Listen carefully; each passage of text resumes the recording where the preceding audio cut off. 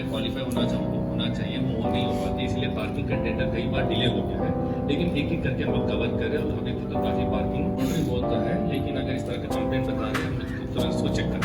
ठीक है, thank you. Community kitchen और वोटर एटीएम का जो कंसेप्ट शुरू किया वो उत्तर प्रदेश ही पूरे देश में अपनी तरह का पहला है और उसकी उत्तर प्रदेश शासन सरकार की तरफ से काफ़ी तारीफ भी हुई। और मेडिकल हेल्थ के लिए हम लोग एक नया जो हमारे कर्मचारी हैं उनके मेडिकल इंश्योरेंस की एक पॉलिसी लाने जा रहे हैं और उस पॉलिसी के लिए चीफ सर ने कहा है कि आप शुरू करें तो उसको भी पूरे प्रदेश में कैसे लागू करेंगे उस चीज़ पर भी विचार किया जाएगा। और साथियों ये ऐसे कंसेप्ट ऐसे दिया है कहीं पर लाइटिंग है, कहीं जैसे ही हमारे का त्यौहार आता है फेस्टिवल सीजन में आप बेहतरीन लाइटिंग देखते हैं। इसके अलावा यहाँ के लोगों को कनेक्ट करने के लिए हम लोगों ने बहुत सारे यहाँ फेस्टिवल्स किए। नोएडा प्राधिकरण की फंक्शन के बारे में हमारे जो डिजिटल माध्यम से काम करने के लिए और आईटी का अधिक से अधिक इस्तेमाल करने के लिए हमने प्रयास किया है। नमस्कार, आदाब। मैं हूं मोहम्मद इमरान। उत्तर प्रदेश का शो विंडो यानी नोएडा आज अपने 49 वर्ष पूरे कर चुका है और 50वां जन्मदिन मना रहा है।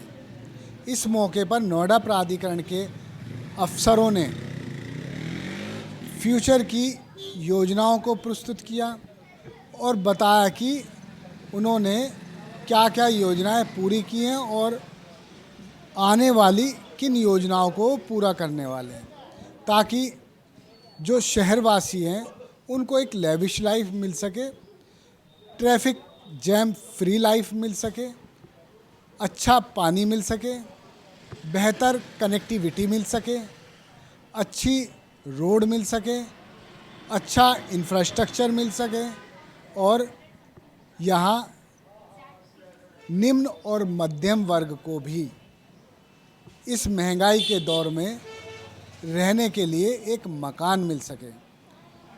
सीईओ डॉक्टर लोकेश एम ने पूरा प्रारूप बताया किस तरह से प्राधिकरण अब अगले वर्ष काम करने वाला है। उन्होंने कहा कि 50 वर्ष पूरे होने पर हर महीने कुछ ना कुछ कार्यक्रम किए जाएंगे और जन भागीदारी बढ़ाई जाएगी।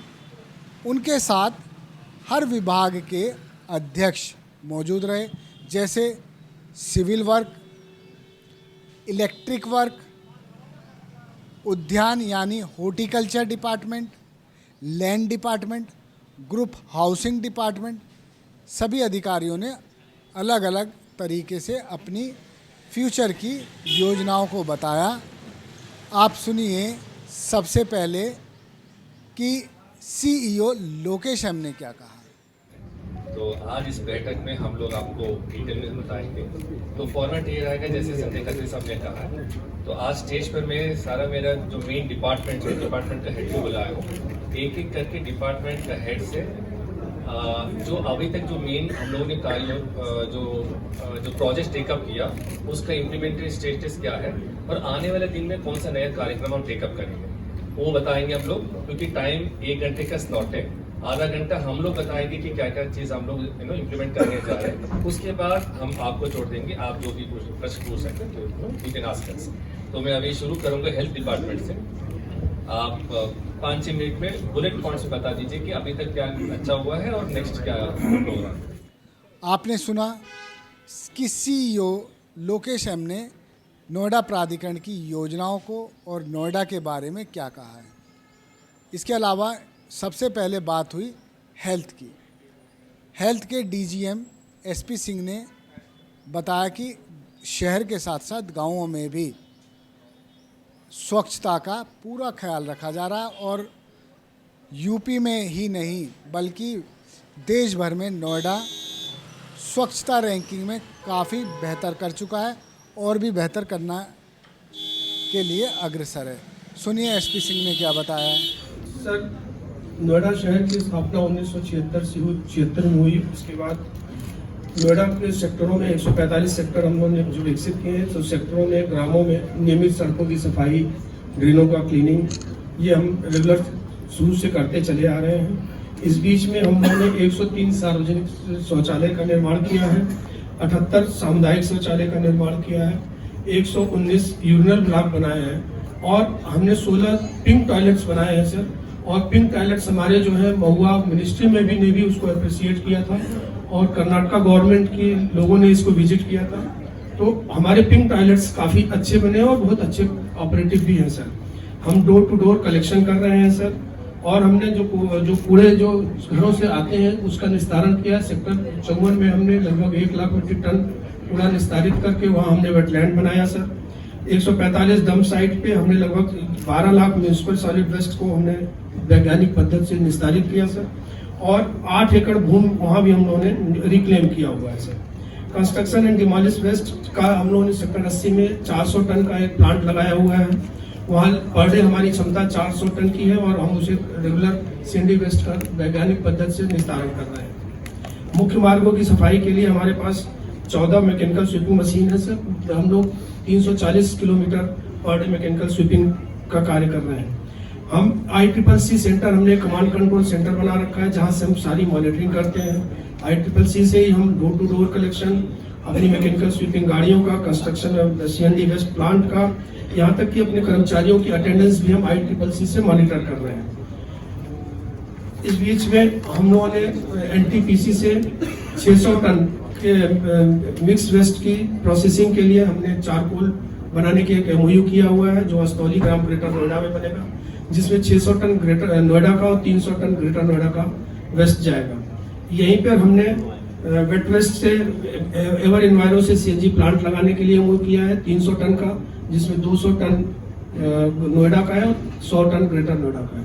इसके अलावा इस साल हमने 2025 में जो हम लोग करने जा रहे हैं सर, हम नोएडा शहर के अंदर 6 इंटीग्रेटेड प्लांट लगाने जा रहे हैं। ये 6 इंटीग्रेटेड प्लांट की क्षमता 40-40 टन की होगी। टोटल 240 टन हम नोएडा शहर के अंदर डिसेंट्रलाइज प्लांट लगा के, जिसमें 25 टन बायोमिथेनाइजेशन और 15 टन MRF के थ्रू इसको हम ट्रीट करेंगे सर। और 300 TDP क्षमता के एक अलग प्लांट लगाने के लिए डिसेंट्रलाइज प्लांट भी हम लगाने जा रहे हैं। ये हमारे अगले वर्ष की कार्य योजना में सम्मिलित है सर। जैसा सब लोग जान ही रहे हैं सर, 2023 के स्वच्छता सर्वेक्षण में नोएडा उत्तर प्रदेश में पहला स्थान हमको प्राप्त हुआ। पूरे देश में हमें अपनी कैटेगरी में दूसरा स्थान प्राप्त हुआ। यूपी में हम पहले शहर हैं जिसको वाटर प्लस और 5 स्टार रैंकिंग भी हमको मिली। इसके अलावा अभी पिछले 2 महीने पहले पूरे देश से 12 शहरों का एक सुपर लीग बनाया गया है। सुपर लीग में जो 12 टॉप शहर हैं उनमें नोएडा एक ऐसा शहर है जो उत्तर प्रदेश से अकेला शहर है जिसे अपने सुपर लीग में स्थान प्राप्त हुआ है। अब हमारी रैंकिंग की गणना नहीं होगी, अब हम हमेशा इस सुपर लीग में बने रहने का ही प्रयास करेंगे। और इस साल हम लोग 7 स्टार रैंकिंग के लिए हम लोगों ने अप्लाई किया हुआ है और हम इस सुपर लीग में बने रहेंगे सर। इसके अलावा सर ट्रैफिक के क्षेत्र में हम लोगों ने ट्रैफिक पार्क का निर्माण किया, कमांड कंट्रोल सेंटर जहां से ISTMS स्कीम हमारी चल रही है। NMRC की एक बस डिपो सेक्टर 90 में बस डिपो का निर्माण किया। सेक्टर सर और इस साल सर हम लोग सेक्टर 62 जो हमारा सबसे ज्यादा कंजेस्टेड एरिया है, इस साल हम वहाँ एक स्काई वॉक का निर्माण करने जा रहे हैं जो इस 2025 में हम लोग उसको कंप्लीट करने की पूरी कोशिश करेंगे। इसकी सैद्धांतिक स्वीकृति हमें प्राप्त हो चुकी है और जल्दी इसकी बिड हम लोग आमंत्रित करेंगे। नोएडा शहर को सेफ सिटी में कन्वर्ट करने के लिए हम लोगों ने सेफ सिटी परियोजना का आवेदन तैयार किया है, जिसका हमने टेंडर भी कर दिया है। 22 तारीख को इसकी प्री बिड मीटिंग है। पूरी कोशिश है कि 1 साल के अंदर हम लोग सेफ सिटी परियोजना को भी कंप्लीट करें। नोएडा शहर में ट्रांसपोर्टेशन के लिए गवर्नमेंट की सुझाव पर हम लोग 500 ई बसेज चलाने जा रहे हैं, जिसमें 300 बसेज नोएडा शहर के लिए, 100 बसेज ग्रेटर नोएडा और 100 बसेज यमुना प्राधिकरण के क्षेत्र में चलेंगी। सर ये 2 बसें दो डिपो हमारे पास है 82 और 90 में, यहाँ से दोनों जगह से ये ऑपरेट होंगी। इसके अलावा एनकैप के तहत फंडिंग की हम लोगों ने कराई थी। पिछले साल हम लोगों ने 30 करोड़ रुपए लिया था, उसके अलावा फिर 30 करोड़ रुपए हम लोगों को प्राप्त हुआ है। इसके अलावा शहर को एयर क्लीन करने के लिए, डिकंजेशन दूर करने के लिए एनकैप के माध्यम से इस साल हम लोग का प्रयास है कि अधिक से अधिक धनराशि हम लोग प्राप्त करें। हमारा टारगेट है कि कम से कम 200 से 300 करोड़ रुपए हम गवर्नमेंट ऑफ इंडिया से लेके आए और एनकैप के तहत सड़कों का निर्माण और ट्रैफिक जैम से शहर को निजात दिलाने का प्रयास करें। धन्यवाद। ठीक इसी तरह दूसरे विभाग के यानी हॉर्टिकल्चर के डिप्टी डायरेक्टर ने ये बताया, इनको भी सुन लीजिए आप। ग्रीन बेल्ट है जिसमें कि 1071 एकड़ लैंड ग्रीन बेल्ट है। सालों में हम लोगों ने 2 वेटलैंड बनाए थे, पिछले 2-3 साल पहले वेदवन पार्क बनाया था। अभी हमारे जो कमिंग प्रोजेक्ट्स हैं, जैपनीज पार्क बनना है, हमारा वेस्ट ऑफ अंडर पार्क जो है लगभग तैयार हो गया है, 75% तैयार हो गया है, 15 मई तक वो भी तैयार हो जाएगा। और डी पार्क है जिसमें कि बटरफ्लाई पार्क का पूरा थीम दिया गया है, उसको लेकर के चल रहे हैं। और इस साल का जो प्लांटेशन का लक्ष्य है 5 लाख है। और इसके अतिरिक्त हर ज़्यादातर सेक्टर में करीब 60 सेक्टर्स में बच्चों को खेलने के लिए प्लेग्राउंड और ये सब दिया गया है। और बच्चों के लिए लूडो ये सारी सुविधाएं दी गई। बच्चे जो घर में बैठते हैं, सांप वाला ये सब जो गेम होता है उसकी फैसिलिटीज दी गई है। और इसके अतिरिक्त आप डीर पार्क के बारे में बोलिए और ग्रीन स्पेसेस अडॉप्टेशन के बारे सर, में। डियर पार्क और जो ग्रीन वेस्ट का जो प्रोसेसिंग के लिए वो वाला। हाँ, ग्रीन वेस्ट प्रोसेसिंग के लिए अभी बहुत ज़्यादा दिक्कत हो रही है सर। हम लोगों को कटिंग का जो हमारी जगह जगह पेड़ों की कटाई होती है, जहाँ काफ़ी ज़्यादा मात्रा में पेड़ हैं, उसके लिए हम लोग प्रयास कर रहे थे कि RFP निकाले थे, उसमें बहुत कोई कंपनी नहीं इंटरेस्ट दिखाई है। तो सर ने कहा है कि उसको हम लोग खुद ही अपने आप करने की व्यवस्था करने जा रहे हैं सर। और सबसे बड़ा प्रोजेक्ट एक हमारा हुआ है कि 91 में जो हमारा बायोडाइवर्सिटी पार्क है, वहाँ पे डियर सनसेट सफारी के रूप में डियर पार्क जो हमारा अप्रूवल हुआ है, भारत सरकार ने अप्रूव किया है। और वो हमारा प्रोजेक्ट जो है पिछले 1 महीने में स्टार्ट कर दिया सर। धन्यवाद। दूसरे पर आपको अब तक जल विभाग या विद्युत विभाग से जब से नोएडा शुरू हुआ 1976 से और आज 49 साल के सफर में दिन प्रतिदिन आबादी बढ़ रही है, उसी तरीके से टेक्नोलॉजी भी डेवलप होकर आगे ही जा रही है। शुरू में जब नोएडा बना था तो यहाँ पे सिर्फ ट्यूबवेल की व्यवस्था थी। आज हमने कई सारे मार्ग और सब चीज़ों को ठीक किया, जिसमें वर्तमान में 410 ट्यूबवेल हमारे फंक्शनल हैं और 11 रेन्यूएबल हैं जो हमारे सिर्फ उत्तर प्रदेश में नोएडा के पास है, जिसका TDS लेवल आप लोगों को पता ही है, समय समय पर बताया जाता है कि बिल्कुल 300 से 400 पोर्टेबिलिटी के लिए ये ठीक है। दूसरा, गंगा जल हम आज की डेट में 240 MLD शहर में ले रहे हैं, 330 का भी हमारा शुरू हो गया, वो भी आ जाएगा, जिसमें से हमको कम से कम अभी 20 MLD पानी मिल रहा है। तो 260 के आसपास हम गंगा जल पे हैं।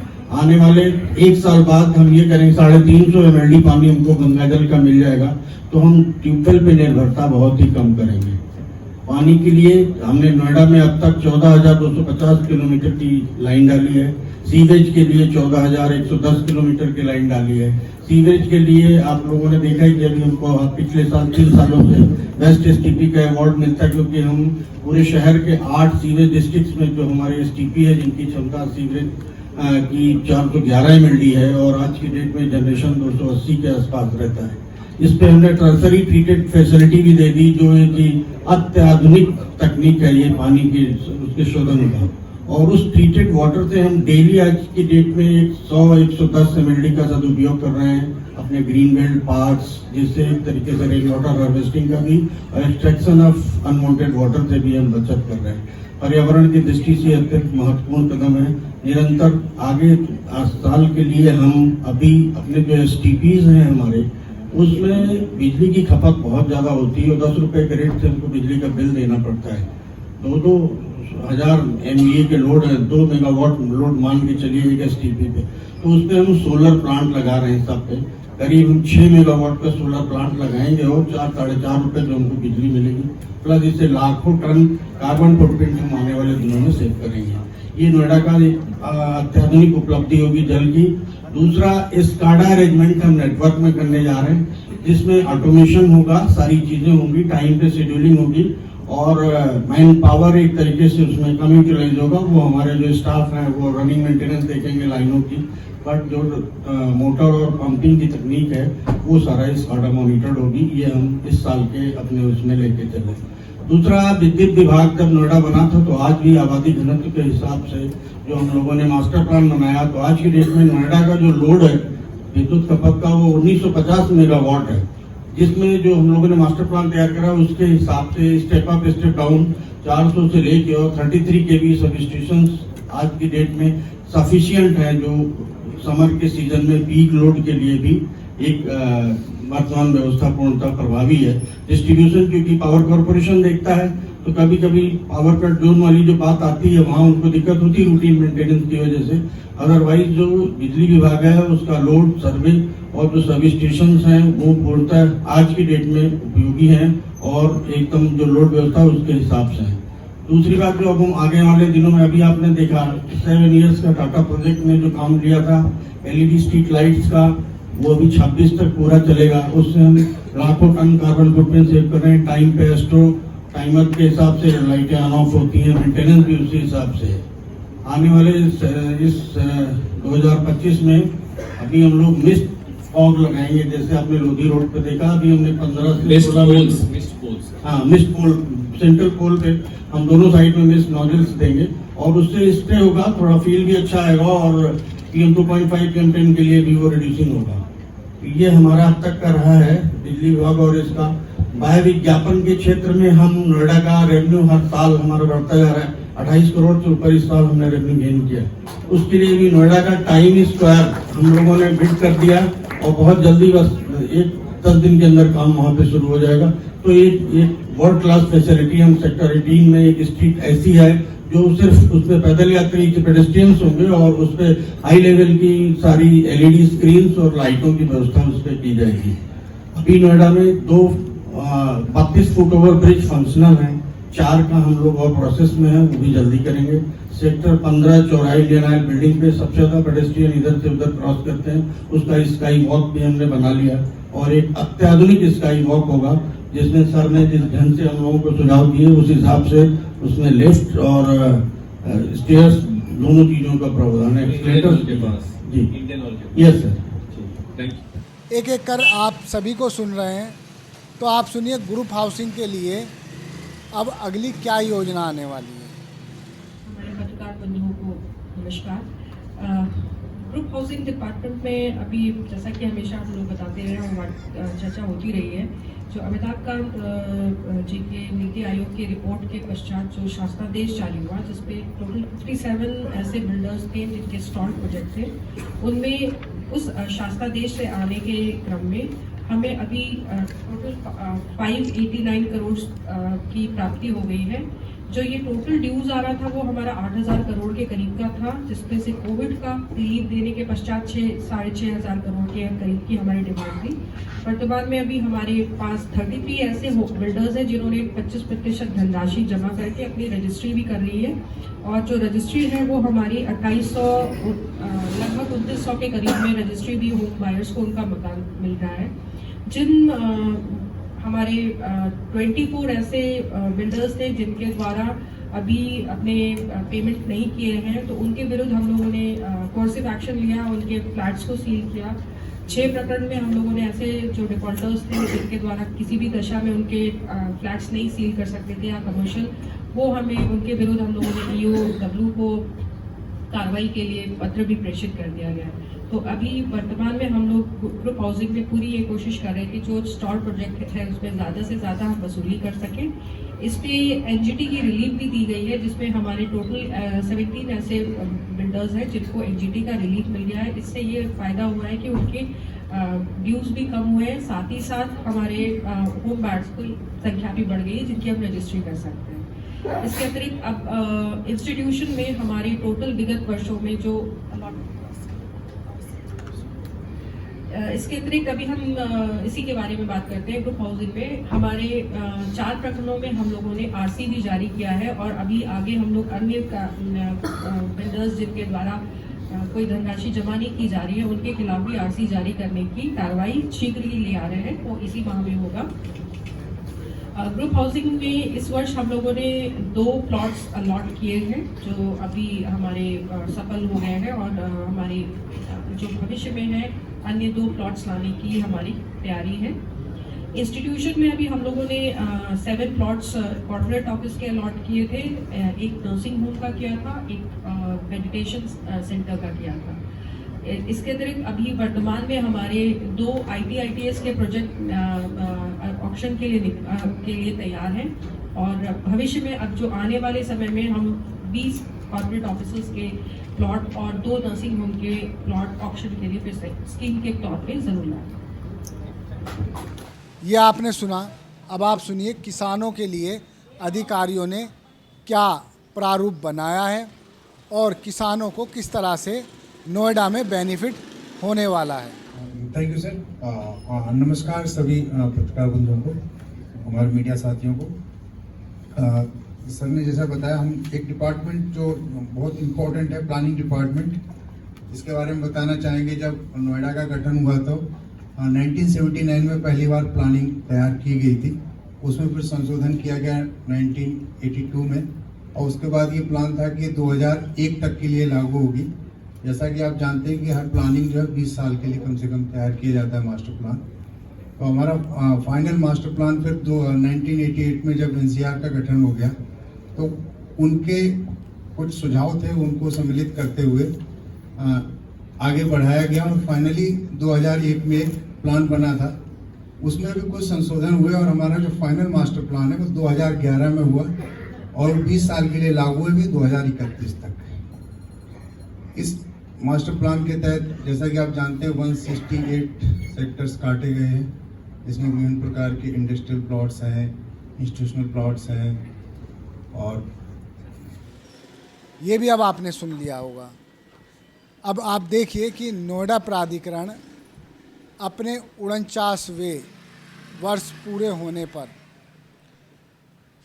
आने वाली फ्यूचर की योजनाओं पर फोकस कर रहा है। ये भी बताया गया है कि भंगेल एलिवेटेड का और नोएडा प्राधिकरण के भवन का उद्घाटन आगामी महीना यानी मई में हो सकता है। उसके लिए यूपी के मुख्यमंत्री योगी आदित्यनाथ से समय मांगा जा रहा है। तो पहले आप लोगों को बताना चाह रहा हूँ कि मई में मोस्ट प्रोबेबली हम लोग सीएम साहब से टाइम लेके हमारा बंगेल एलिवेटेड और 96 बिल्डिंग का उद्घाटन कराएंगे, जैसे कि काफ़ी टाइम से पेंडिंग चला आ रहा है। इसी के सापेक्ष 2025 हमारे लिए बहुत इम्पोर्टेंट है। काफ़ी प्रोजेक्ट थे जो काफ़ी टाइम से डिले चले आ रहे थे, वो भी अब इस ईयर में हमारा कंप्लीट करने का टारगेट है। जैसे हमारा गोल्फ कोर्स है सेक्टर 1 से 51 का। उसके बाद हमारा जो अप्रोच रोड का काम चल रहा है, एक्सप्रेसवे पे डे बाई डे ट्रैफिक चल रहा है, तो उसको डाइवर्ट करने के लिए सेक्टर 146 और 147 के बीच में हिंडन पे जो अप्रोच रोड बन रही है, मोस्ट प्रोबेबली सितंबर और अक्टूबर में वो भी नोएडा प्राधिकरण का काम कंप्लीट हो जाएगा। उसके बाद आपका चिल्ला रेगुलेटर जो अभी तक 2019 में इसकी कोशिश की गई थी, लेकिन कुछ कारणवश वो नहीं शुरू हो पाया था। अब दोबारा से इसको धरातल पर उतार दिया गया है और जिसका काम चल रहा है, जिसकी कॉस्ट 892 करोड़ है। इसी के साथ एक हमारा स्काई वॉक हम बना रहे हैं जो सेक्टर 51 और 52 की मेट्रो स्टेशन पे बन रहा है, जिसमें कि आम पब्लिक को उसको क्रॉस करने के लिए मेन रोड को क्रॉस करना पड़ता था। वो भी मोस्ट प्रोबेबली जून तक हम उसको कंप्लीट कर देंगे और उसका भी उद्घाटन करेंगे। आगे जैसे हम लोगों ने ब्रह्मपुत्रा मार्केट को मॉडर्नाइजेशन किया है, उसी तरह हमारे 3 काम आज की डेट में चल रहे हैं। मई में वो भी कंप्लीट हो जाएंगे, जैसे कि हमारे जीआईपी पे है बोटेनिकल गार्डन के पास सेक्टर 18 में, और एक स्काई मार्क सेक्टर 98 के सामने चल रहा है। आप लोगों को सबको पता है कि लास्ट 2-3 साल में हम लोगों ने 3 नए अंडरपास एक्सप्रेसवे पे बनाए हैं। ये टोटल 5 बनने थे, 2 फेज में इनको लिया गया था। 3 कंप्लीट हो चुके हैं जो पब्लिक को दिए जा चुके हैं, पब्लिक यूज कर रही है। उसके बाद 2 अंडरपास हैं हमारे जो अभी टेंडरिंग प्रोसेस में है। मोस्ट प्रोबेबली मई में भी हमारा वो काम शुरू हो जाएगा। इसी तरह जैसे नोएडा की पॉपुलेशन डे बाई डे बढ़ती जा रही है और गांव की बहुत डिमांड रहती है कि हमें एक स्पोर्ट कॉम्प्लेक्स और बनाया जाए, जिसके लिए सीओ सर ने सैद्धांतिक स्वीकृति दे दी है सेक्टर 170 में। इसके बाद 2 मार्केट और हमने सौंदर्यकरण के लिए ली हैं, उसमें जैसे गोदावरी मार्केट है और हमारी सेक्टर 110 की काफ़ी बड़ी मार्केट है, उसको भी हमने लिया है। नोएडा में 3 मुख्य तालाब बड़े हैं जिनका सौंदर्यीकरण का कार्य टेंडर प्रक्रिया ऑलमोस्ट पूरी हो चुकी है। होप सो अगले 10 से 15 दिन में वो भी हमारा कंप्लीट हो जाएगा। इसके बाद कई बार हम लोग देखते हैं कि ट्रैफिक के जो लेफ्ट टर्न है वो बड़े ऑब्स्टेकल्स वहाँ पे हैं, कई वायर्स हैं, कई इलेक्ट्रिकल पोल है, लाइट केबल्स है या फिर फुटपाथ बना हुआ है।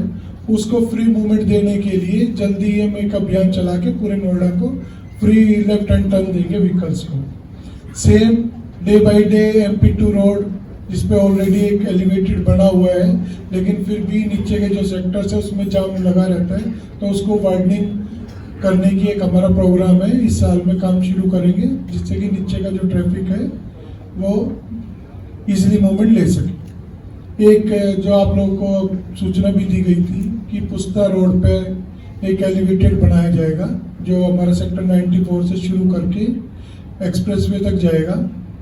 इसी एलिवेटेड को हम जो हमारा जिला एलिवेटेड महामाया फ्लाईओवर पे आएगा इससे कनेक्ट करेंगे, जिससे कि कोई दिल्ली का ट्रैफिक जिसको जेवर एयरपोर्ट जाना है या आगरा लखनऊ जाना है तो वो डायरेक्टली उससे कनेक्ट करके वहाँ से वहाँ निकल जाए। चलिए, योजना है, परियोजनाएं हैं, उनको अमली जामा पहनाना है। प्राधिकरण सब कुछ कर रहा है और इसी सब के बीच जो सबसे अच्छा डिसीजन है वो है लेफ़्ट टर्न फ्री। यानी आप कहीं ट्रैफिक में बस फंसे हैं और आप लेफ़्ट जाना चाहते हैं, वहाँ खंबे लगे हैं, पेड़ लगे हैं, उन सबको प्राधिकरण अब हटाने जा रहा है, वो भी सर्वे करा कर। उसके अलावा दूसरा सबसे अच्छा डिसीजन ये है कि गाँवों की आबादी का सर्वे, गाँवों की आबादी का सर्वे प्राधिकरण ने शुरू कर दिया है। अब तक 15 गांवों का सर्वे हो चुका है। इसका सबसे बड़ा बेनिफिट ये होगा कि जो किसान 5% भूखंड के लिए पात्रता में चूक रहे थे अब वो पात्र पाए जा रहे हैं। उसके अलावा कई अन्य डिसीजन लिए गए हैं। आने वाले वर्ष में यानी जिस वक्त नोएडा अपने 50 वर्ष पूरे कर रहा होगा तो नोएडा शहर में बहुत बदलाव आपको देखने को मिलने वाला है। इन्वायरमेंट की दृष्टि से ग्रीन बेल्ट, पेड़ पौधे 5 लाख पौधे लगाने का भी लक्ष्य रखा गया है। उसके अलावा बायोडाइवर्सिटी पार्क सेक्टर 91 में इसको डियर पार्क बनाने पर काम चल रहा है। ठीक है, प्राधिकरण ने अपने 50 वर्ष पूरे होने पर ये सब लक्ष्य रखा है। अब देखना ये है कि जितनी भी ये बातें प्राधिकरण के अफसरों ने कही हैं वो कितना पूरा हो पाती हैं। धन्यवाद। आप देखते रहिए जय हिंद जनाब। चैनल को लाइक और सब्सक्राइब करना ना भूलें। जय हिंद।